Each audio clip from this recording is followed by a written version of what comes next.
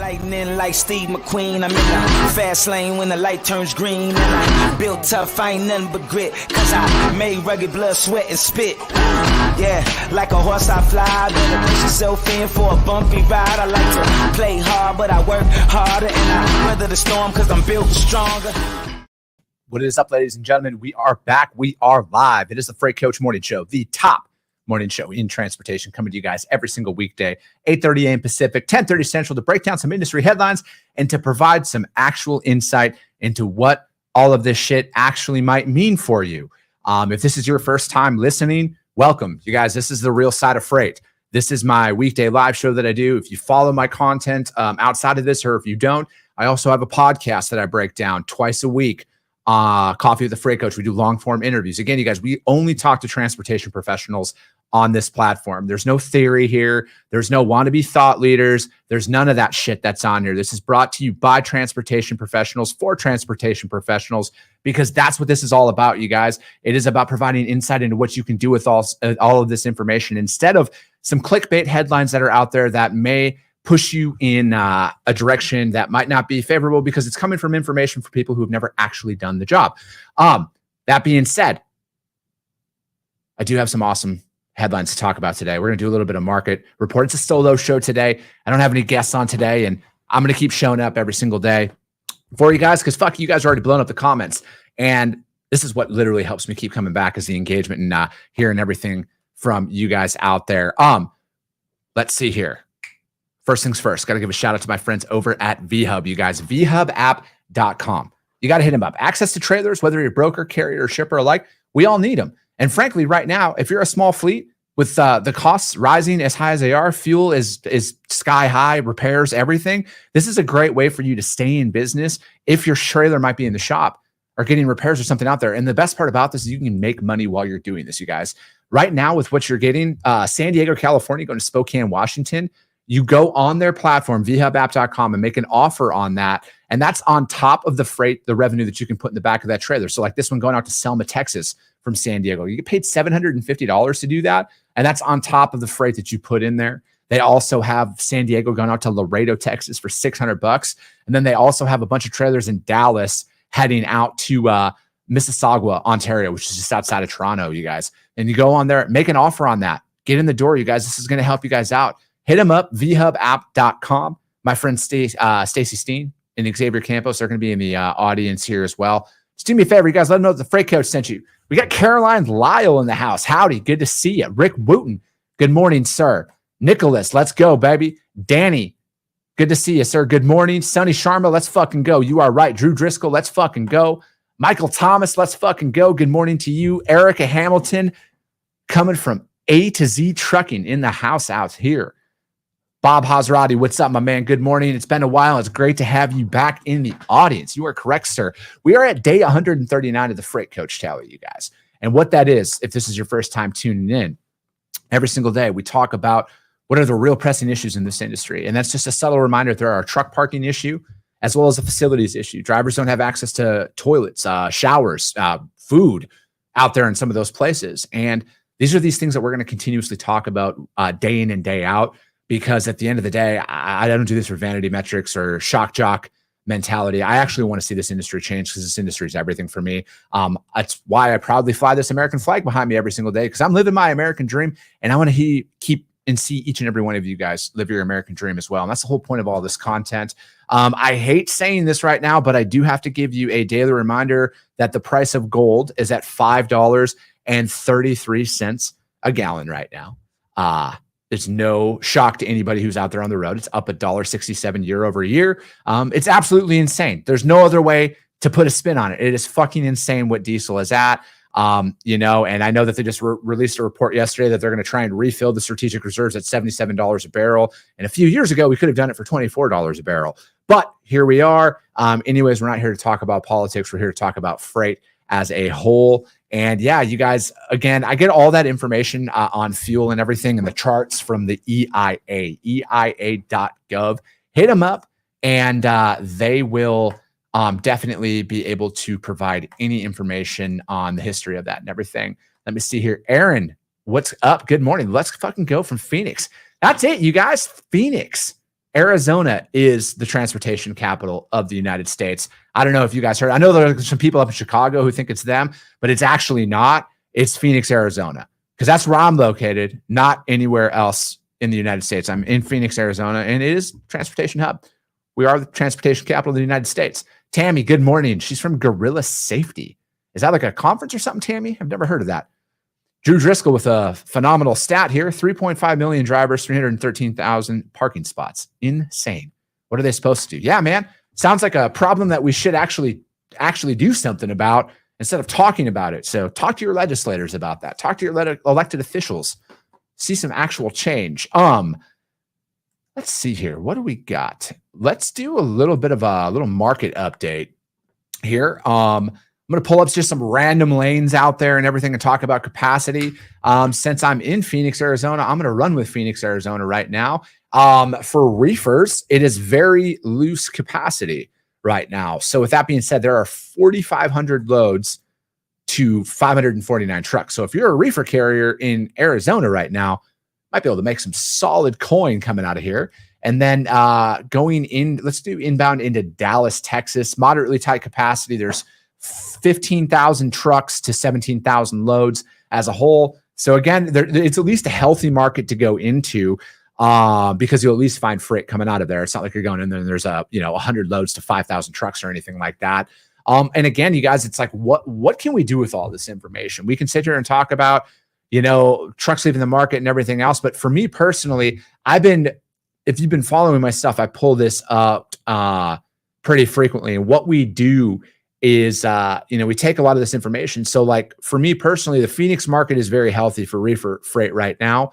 And then it's also pretty healthy going into Dallas. So it's like, I would feel comfortable holding consistent pricing here for the next probably 30 days. I think with the overall holiday push and everything that's going on in freight right now and everything else, and a lot of the fluctuations that you will see if you're not seeing already, long-term commitments to pricing is it's challenging in this historical peak season that we're in.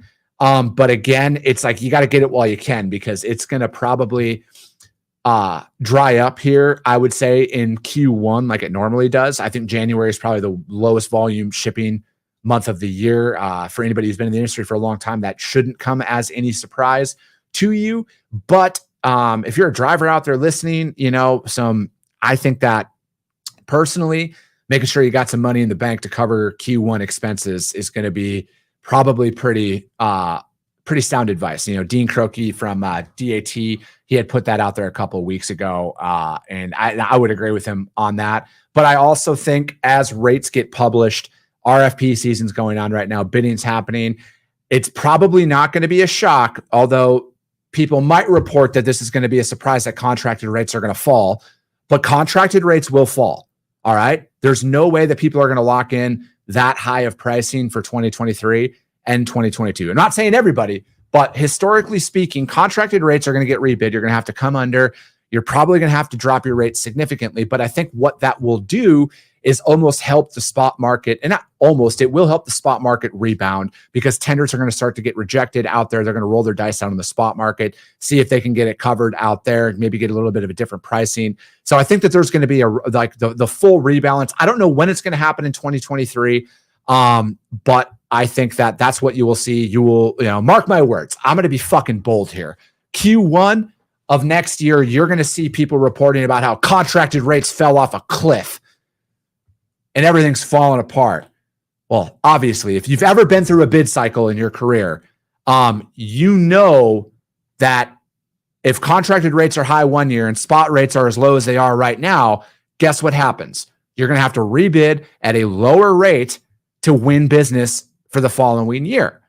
So that's what will explain it. It will be pushed off under a different narrative, but that's the reality of it, you guys. We are operating in a freight market, a normal freight market. Elevated pandemic freight is done. All of that stuff is somebody might say, oh, might not technically be done, but for the fucking majority, it's over. All right. So a normal operating freight market, that's how it will go. Q1 capacity is going to be extremely loose. All right. It is not going to be very hard to cover freight out there. you're going to have to rebid. You're going to have to lower your contractor rate if you want to win business. You're probably going to have to get pretty fucking aggressive. But what that will lead to eventually at some point next year, I'm not going to be bold and say a specific time, but people will start rejecting contracted loads because they're going to roll the dice on the spot market. That'll breathe some life back into that spot market, and the rates will start to change out there for the better for the driver who does go out there on the spot market. Again, you guys, I've only been doing this for 3 total truckloads. So take that for what it's worth as a whole. But yeah, let's break down some articles. Dalton Devine, what's up, brother? He's in Chicago, which is the second freight capital of the world because Phoenix, Arizona is a freight capital. Dalton, it's a new viewer, man. Good to see you. Zach Williams, what's up, brother? Freight coach to the moon. You are fucking correct, sir. If you guys want to become a freight agent, you guys should hit up SPI Logistics. Zach's with them. He can help you guys out with that. All right, who's ready for some articles here? First one, you guys, fleetowner.com. 10 fuel saving tips for the holiday. Obviously, we just put up there that fuel is still rising and it's going to continue to rise. Holiday shipping season is upon us, and predictions are that sales will be up 7.5% this year per Bain & Company. Every time I hear Bain, I think of Robert Bain. Total sales are predicted to reach $915 billion. If the sales predictions are accurate, it's a lot of shipping to either brick and mortar stores or the end users' home and businesses. Trucks of all classes are going to be racking up a lot of miles. Seems like a good time to remind fleets and drivers about some of the fuel economy lessons we learned from Runner Less 2017. Here's 5 truck items that you can spec to help improve fuel economy. This is going to be an investment at this part, though, but it is talking about buy all available tractor aerodynamics. Fleets should start their spec process with all available sleeper tractor aerodynamics. The NACFE has found that tractor aerodynamics has a very high ROI for line haul applications, and fleets should only remove items if they suffer damage. Adopt appropriate trailer aerodynamics. And, I think fleet skirts or trailer skirts is something that has become popular over the years on the sides of them. And, most appropriate technologies, for drivers and maneuverability, embrace low rolling resistance tires. Low rolling resistance tires are critical for a fleet to get higher miles per gallon, but the most fuel efficient tires are not right for every fleet, application, or region. A productive tire purchase and management process takes focus but will pay off. Implement the right axle configuration. Fleets should use the correct axle configuration for the job, depending on the payload speed, maneuverability, fleet practices such as tire management, and even resale value if the assets will be sold before its life has been exhausted. And then use downspeed engines and AMTs. It is important to use automated manual transmissions that enable other technologies such as downspeeding. The duty cycle is key to these choices, and in particular, with downspeeding, buyers should only apply the most aggressive downspeeding to tractors. This is also one of those things, it's another subtle reminder that, there is also on top of that, looking into some available technologies that are out there. My friends over at Trucker Tools, they're longtime supporters of what I do over here. It's free for drivers to use their app, and you can literally pull up fuel on the route that you're running to find the most cost-effective fuel in your route. I know personally, I get pissed off if I fill up at, say, $3 a gallon, hypothetically speaking, $3 a gallon at one spot, and then I drive down the road 5 miles and it's at $2.80. I'm always going to get pissed off to that. But there's technology out there that lets you find the most efficient fuel out there. It's just over on Trucker Tools. 5 operational changes you can make to improve fuel economy. Optimize cruise control and vehicle speed. Again, I will point out right here, I am not for government mandated fucking engine governors at all. But there are plenty of data that is out there that shows how idling and your cruise control and managing your vehicle speed can improve your overall fuel efficiency and everything else. And it's parameter settings for cruise control to gain the most fuel savings, while slower speed burns less fuel. There may be times when faster speed can get a truck more revenue. Thus, the conditions dictate whether it makes more sense economically to drive faster or burn more fuel. Provide tools to reduce idle times. If you can, APUs are massive, reducing your idle times as a whole can help improve that. Build a culture of methodically choosing technologies. Fleets should process to constantly monitor, adjust, and act upon new technology opportunities. Best practices include comprehensive understanding of performance, either by testing or through industry. Obviously maintaining your equipment is huge. That was one thing that my old man lived by. He maintained his own truck. He was an owner operator for about 40 years, and he maintained that thing religiously. And, he passed that around to me when it comes down to like my own vehicle. It's like, that's how you prolong the longevity of your vehicles. It's the light maintenance that's going to pay off the most. And then educate and can incentivize your drivers on the pros of doing all of these things and, fuel savings and everything else that comes along with it, you guys. So that article, fleetowner.com, and then it's 10 fuel saving tips for the holidays. And again, you guys, I put all the links to these articles on the Freight Coach YouTube channel, as well as the Coffee with the Freight Coach audio only replay on the podcast. Because again, I want you guys to do your own research on a lot of this stuff. And if you're going to go over to those other platforms, subscribe and share if you could. Help your boy out a little bit. Lewis, what's up, brother? Dedicated Trucking in the house. Hold my beer. It's TJ Knudsen. What's up, brother? Good to see you out here in the audience today. All right. Next article we're going to break down is from my friends over at the JOC. My man Ari Ash wrote this one. JB Hunt says U.S. supply chain remains slow, but worse could be over. Services between U.S. railroads and shippers remain slow in the third quarter, but conditions are beginning to improve, which may lead to the intermodal network becoming more fluid in coming quarters, according to JB Hunt. Let's see if that happens. Hunt believes shippers will be able to save money on intermodal after steep rate hikes in 21 and 22. The pricing activity of the last 1.5 years is because of all our costs are up so much. JB Hunt's costs, drayage activity, equipment costs, and that came from Darren Field. He's the president of JB Hunt Intermodal. He said on their earnings call on Tuesday, we continue the dialogue with our customers about ways we can take cost out of our system altogether. JB Hunt said service from the Western rail partner BNSF was still below par, but has improved in recent weeks. And BNSF's intermodal on-time performance averaged 76.6%. Fucking A, man. That's like, if you ever operated in the full truckload world, you could never have a customer if you're at 76% on-time percentage.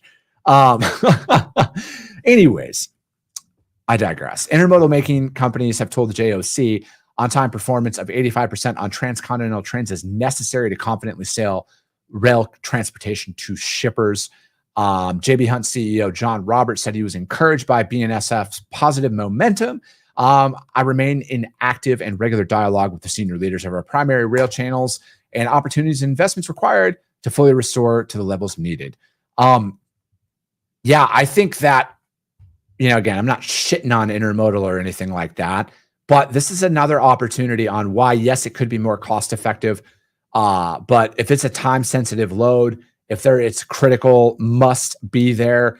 I always go OTR. In my opinion, OTR is my bread and butter, and I'm going to be always biased towards that as a whole. Slower box turn leads to higher prices. The common metric to measure container fluidity is called box turn ratio. The number measures how many loads on average a container handles per month. And if box turn ratios decline year over year, more drivers, let me see here. Intermodal box turn rate over year, more drivers and containers are necessary to handle the volume.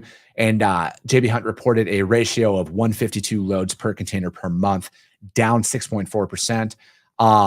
And then it also goes into better box turns mean cost savings. If box turns improve in the fourth quarter, each container will handle more freight. Field, however, said BNSF's contract service is not the only factor influencing how quickly containers turn between shippers. Customer inventory levels are higher, and that's certainly influencing some of the demand and the ability to process and speed up container utilization. There's still a lot of noise in the system related to getting cargo out of containers into warehouses, on shelves, to your home. The biggest factor right now is inventories are elevated, so customers are working hard to replace that, to find a place to put that inventory. Yeah, it's a good time to be a fucking warehouse owner right now. Good time for that. You can definitely make some absolute coin. And it ends by saying if shippers can unload containers faster, JB Hunt's costs go down, and Field says shippers will participate in those savings. He says it's too early to know when that will happen, but probably going to be in 2023. I would have said the exact same thing. But JB Hunt says U.S. supply chain remains slow, but worse could be over. And that article is from the JOC. Cody Kohler, what's up, brother? Let's fucking go, man. Happy Thursday to you. Matt Finkett is all right, sir. I will not charge you detention for you being late. But yeah, you guys all got to work. And that's why I try and keep the show to 30 minutes, is because a lot of you guys are working, listening to this guy on his lunch, on your lunch break. And I appreciate that. 76% on time, better than most LTL carriers. That's funny. Every time I hear that, it just reminds me of the Anchormans. 60% of the time it works all the time, baby. Let's see here. Last article. Excuse me. Got to get that coffee rolling, baby. Fleetowner.com. Freight volumes contract as inflation weighs on consumers. Truck freight volume contracted and shipper spending dropped during the third quarter this year as American households continued to adjust to inflation and shift their spending from goods to services. The quarterly report from U.S. Bank pointed to higher prices for household. Let me see here. Curtailed truckload and less than truckload freight activity from July through September. Other factors impacting truck volumes was less home construction and imported and exported goods in Q3. The third quarter saw the steepest drop in shipments since the start of 2021 as truck freight volumes fell 2.6% compared to Q2 this year. The U.S. Bank Shippers Index showed Q3 volumes returning to Q1 levels after a 2.3% increase, according to U.S. Bank data released out there. But year-over-year volume is down 4.9%. I don't think it should be coming to a shock as anybody that freight, yes, the spot market started and freight volumes are going to eventually go back down to pre-pandemic levels. And again, that will be back into this is a normal freight cycle and how this is all going to work and how to prepare for that. With inflation elevated, consumer spending are more on household staples at expenses other than provides. Yeah. So, at the end of the day, you guys, when inflation hits and it hits the grocery shelves, I personally, if I'm faced with that, am going to buy food over a fucking TV. At least that's what I would responsibly do at this stage of my life. I can't always say that. When I was younger, I might have taken a different approach to that. But I think, consumers are going to shift their spending patterns. So again, from a freight related perspective, food is always a solid industry to get into. Food shipments, it's always good to haul that because people are always eating for the most part and everything else. And, again, you're going to see a discretionary spending shift. Consumer purchasing is going to slow down in that regard because, again, it's going to be like, do I fill up my truck or do I buy groceries? And it's, again, those are very challenging conversations. I'm not trying to discredit the real issues that are at hand here, you guys, because it's fucking bad for a lot of people right now. And unfortunately, I think it's going to get worse. I don't know how much worse, but I think it's going to get a lot worse. And that is going to affect our industry, certain commodities. Like obviously some things are always going to ship.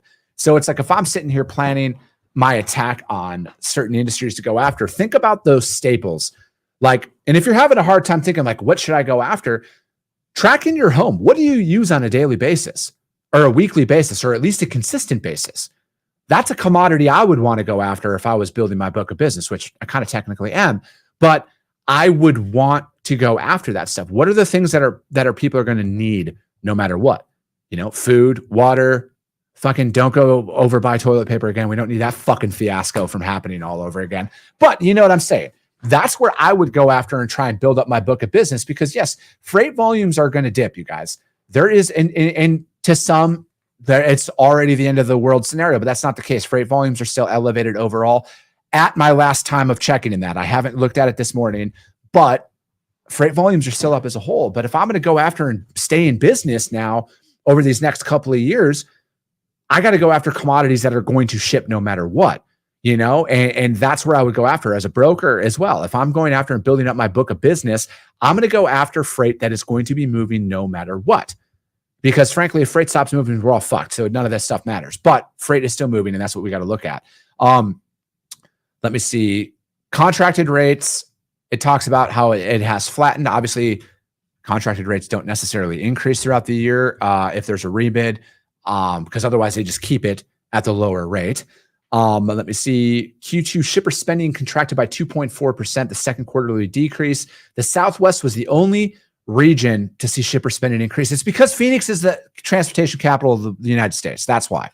I just completely unsubstantiated fact right there. Shippers in the Midwest saw the most significant decline at 4% that was going out there. Let me see here. I'm going to share my screen with this because I think this is some solid information for you guys to see.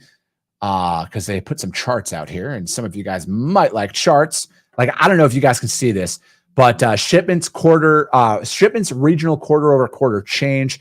The West was minus 0.4%, Southeast was 5.8%, Midwest was minus 4%, Southeast was 1%, and then Northeast got fucking shellacked at minus 10.4%. Spend region quarter over quarter. I don't know if you guys can see this or not, but there's a slight dip out West, slight increase in the Southwest, decrease in the Southeast, pretty sizable one in the Midwest, and a slight one in the Northeast. And then shipments year over year change. The West have seen a decrease of 4.6%, Midwest minus 3.5%, Southwest 6.6% increase. And then the spend by region as well. So let me see. U.S. Bank Freight Payment Index measures quantitative changes in freight shipments and spending activity as a whole.